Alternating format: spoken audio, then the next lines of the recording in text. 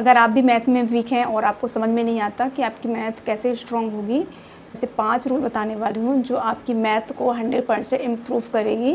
क्योंकि ये मैं भी इसको फॉलो किया है, तो वीडियो को एंड तक ज़रूर देखिएगा। आप ये मानिए कि मैंने बस 12th किया था मैथ से। 12th के बाद मैंने जो है मैथ छोड़ दिया था और मेरी लाइन इतनी डिफरेंट हो गई थी कि मुझे मैथ की वहाँ ये मानिए मैथ की कोई ज़रूरत ही नहीं होती है। बेसिक थोड़ा बहुत मैथ एक सेमेस्टर में होता है, उसके बाद वो भी 10th लेवल का ही मैथ होता है, इससे ज़्यादा कुछ नहीं होता उसमें। उसके बाद मैंने 8 से 10 साल मैंने मैथ को बिल्कुल भी हाथ नहीं लगाया। तो 10 साल मैंने जो है मैथ को बिल्कुल भी हाथ नहीं लगाया था। तो आप समझ सकते हैं मेरी मैथ किस लेवल की। अगर आप किसी सब्जेक्ट को 1 साल भी नहीं पढ़ते तो आप उसका लगभग बहुत कुछ भूल जाते हैं। और मैथ तो ज़्यादातर प्रैक्टिस से ही मैथ तो हमेशा प्रैक्टिस पर ही डिपेंड करती है। तो मैंने 10 साल हो गए थे मैथ को छोड़े हुए और मुझे भी लगता था कि मैं मैथ में उतनी नहीं कर पाऊँगी स्कोर। मुझे बहुत मुश्किल होता था कि वर्ग 3 का एग्ज़ाम कैसे दूँ, क्योंकि उसमें भी 30 नंबर की मैथ ही पूछी जाती है। बाकी सारे सब्जेक्ट जो है बैंक कह लो, रेलवे कह लो या फिर कोई भी एग्ज़ाम कह लो, मैथ उसमें आती थी। मुझे भी बहुत डर लगता था मैथ से।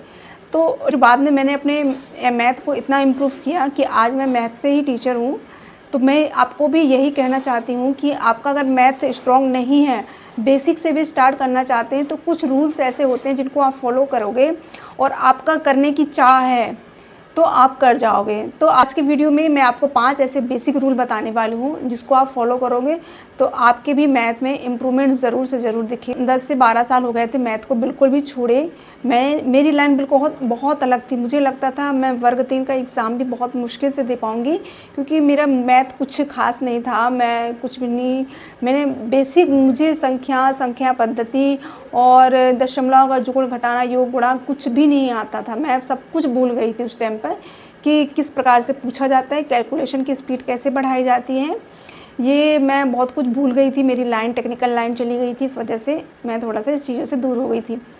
तो जब मैं वापस से कॉम्पिटिटिव एग्ज़ाम की दुनिया में आई, जब मैंने एक कॉम्पिटिटिव एग्ज़ाम को देखा समझा, तो मुझे लगा मैथ तो बहुत ज़रूरी है, भागा भी नहीं जा सकता, तो क्या किया जाए। तो फिर मैंने अपने मैथ को सबसे बेस मैंने मैथ को बनाया कि मैं मैथ, हिंदी, इंग्लिश, ये मेरे 3 सब्जेक्ट ऐसे थे जो मुझे स्ट्रॉन्ग करने थे। तो सबसे पहला फोकस था मेरा मैथ। हिंदी इंग्लिश तो मेरा हो जाएगा, लेकिन मैथ जो है वो बहुत ज़रूरी था स्ट्रॉन्ग करना। ज़्यादातर मेरे जो है नंबर उसी में ही कम हो जाते थे।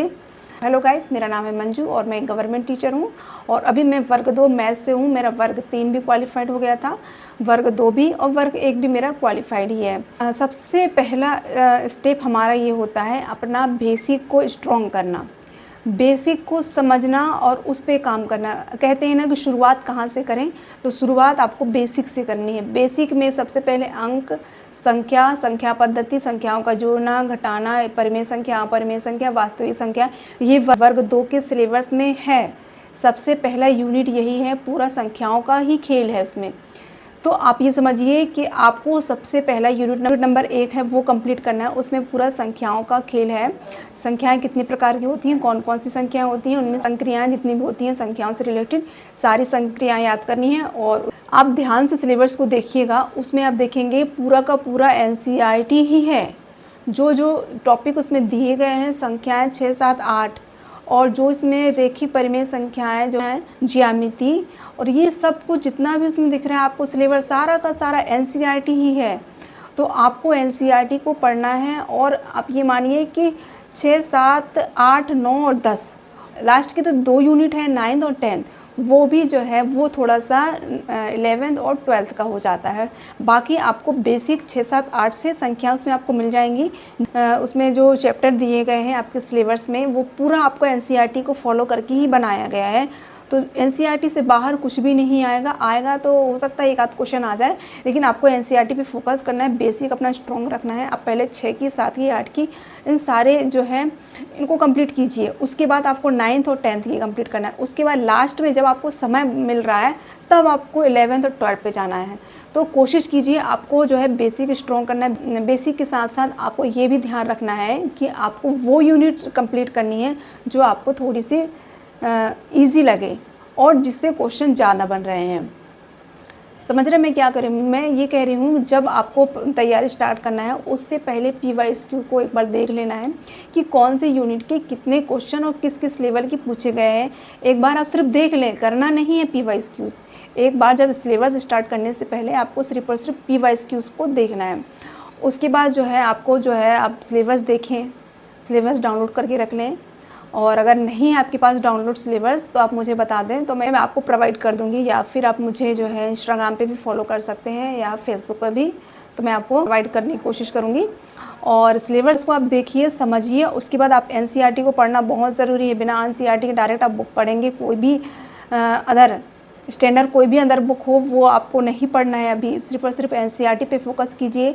उसमें सहचर, क्रम विनिमय नियम, गुणात्मक प्रतिलोम, ये बहुत सारी ऐसी चीज़ें, जितने भी संख्याओं की संक्रियाएं हैं उन पे बहुत ध्यान देना है, बहुत अच्छे से पढ़ना है इसको।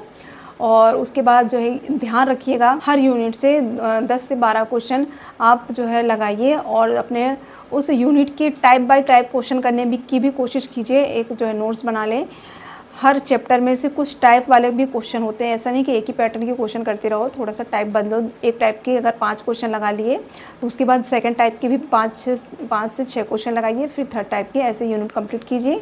ये बहुत बेस्ट रहता है। जैसे आप टाइप समझ जाएंगे तो आपको फार्मूला भी समझ में आ जाएगा कि कौन से टाइप में हमें कौन सा फार्मूला उसमें फिल करना है या लगाना है हमें। तो जितनी आप प्रैक्टिस करोगे आपको फार्मूला भी याद होते जाएंगे, और डायरेक्ट आप फार्मूला याद करने की कोशिश करोगे तो भूलोगे। तो इससे अच्छा है कि आप जब प्रैक्टिस करें उस दौरान जो है फार्मूला को क्वेश्चन के माध्यम से ही जो है प्रैक्टिस करें। और ज़्यादा फिर भी आप भूल रहे हैं तो कहीं पर भी चिपका लीजिए जहाँ आपकी बार बार नज़र जाए। सुबह शाम जब भी 2-4 बार आप उसको देखेंगे तो थोड़ा थोड़ा आप प्रैक्टिस भी करते जाएंगे, साथ में फार्मूला भी देखते जाएंगे। आपको आँखों के सामने रहेंगे तो आपको याद रहेगा कि हाँ ये फार्मूला है। और याद रखिएगा, मैथ में फेल होने का रीज़न जो है टॉपिक वीक होना नहीं होता। मैथ में वही लोग फेल होते हैं जिसका जो है बेसिक स्ट्रॉन्ग नहीं होता। तो बेसिक स्ट्रॉन्ग करना है, वर्ग, वर्गमूल और घनमूल, ये और पहाड़े कैलकुलेशन आपकी स्ट्रॉन्ग होनी चाहिए। और सेकंड स्टेप हमारा होगा कि डेली आपको 20 से 30 क्वेश्चन लगाने हैं, क्योंकि टाइम ज़्यादा नहीं बचा है, 2 महीने ही बचे हैं। 2 महीने में बहुत सारी चीज़ें आपको कवर करनी है, तो ध्यान रखना है जितना जल्दी हो सके हमें जो है अपना बेसिक कंप्लीट करना है। ज़्यादा टाइम अगर आपने बेसिक में दे दिया तो PYQ के लिए आपको बहुत हेल्प होगी, लेकिन अगर आपने बेसिक नहीं किया तो यहीं पर आपको बहुत बड़ी दिक्कत खड़ी हो जाएगी। तो ज़्यादा से ज़्यादा समय आप ये सोचिए कि 1 महीना में आपको सिलेबस ख़त्म करना है, तो बेसिक पे आपको ध्यान देना होगा कि बेसिक बहुत जल्दी ख़त्म करना है। आप ये सोचिए कि हर यूनिट को 2 से 3 दिन में ख़त्म करने की कोशिश कीजिए, तभी आपका जो है बेसिक जो है आपका ख़त्म हो पाएगा। तो ताकि आप बाकी सब्जेक्ट पे भी थोड़ा सा, ज़्यादा नहीं तो मैथ को, अगर आपके पास टाइम कम है तो मैथ को आप कोशिश कीजिए कि ज़्यादा टाइम दें, उसके बाद जो है अदर सब्जेक्ट को टाइम दें। तो आप इस प्रकार से अपना टाइम डिवाइड कीजिए। तो लेकिन वर्ग 2 वालों के लिए ध्यान रखना है, मैथ वालों के लिए सबसे ज़्यादा ज़रूरी है आपको लिए आपका मेन सब्जेक्ट, वो उसमें ही आपका स्कोर अच्छा आना चाहिए। बाकी सब्जेक्ट को भी आपको ध्यान देना है। आप ये समझिए 2 घंटा आपने मैथ पढ़ लिया तो 1 घंटा फिजिक्स पढ़, 1 घंटा CDP पढ़ लो और 1 घंटा हिंदी इंग्लिश पढ़ लो। तो ऐसे ऐसे करके कर सकते हो, लेकिन ध्यान रखना है कि आपको मैथ को ज़्यादा से ज़्यादा पढ़ना है, क्योंकि मैथ में पढ़ना भी है और प्रैक्टिस भी करनी है, इसलिए इसको डबल लेकर चलना है 2 घंटे लगभग। तो प्रैक्टिस बहुत ज़्यादा इंपॉर्टेंट रहेगी मैथ की। अगर प्रैक्टिस स्किप कर दी तो आप ये समझिए उस टाइम पे आप 1-2 नंबर से रह जाएंगे, फिर रोते रहेंगे कि इस बार भी नहीं हुआ सिलेक्शन। तो प्रैक्टिस स्किप ना कीजिए, ठीक है, और प्रैक्टिस अपना जारी रखिए। और मैथ हमेशा प्रैक्टिस ही मांगती है, तो जितना ज़्यादा हो सके आप प्रैक्टिस करते रहिए। अधिकांश लोग क्या करते हैं कि वीडियो देखते रहते हैं, सिलेबस ख़त्म करते हैं, और जब क्वेश्चन लगाने के लिए बैठते हैं तो जहाँ पर कैलकुलेशन ज़्यादा होता है उसको छोड़ देते हैं।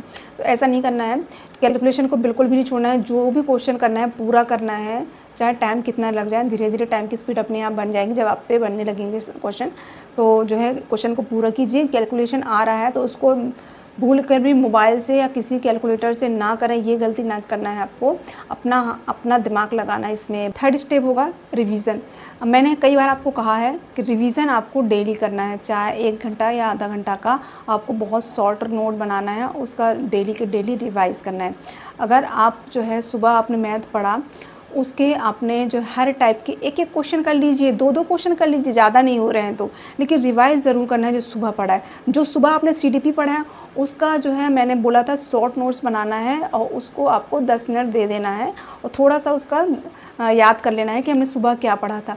केमिस्ट्री और फिजिक्स में जो थोड़ा थोड़ा पढ़ा था, एक एक चैप्टर या एक एक टॉपिक, उस टॉपिक के छोटे छोटे से शॉर्ट नोट्स बनाना है और 10 से 15 मिनट उसको भी हमें देख लेना है। तो आप कोशिश कीजिए कि 1 घंटा डेली का डेली रिवाइज़ का निकालना है। डेली 24 घंटे में एक बार तो आपको रिवीजन ही करना होगा कि बहुत इंपॉर्टेंट है। इसको स्किप किया तो बाद में बहुत प्रॉब्लम खड़ी हो सकती है।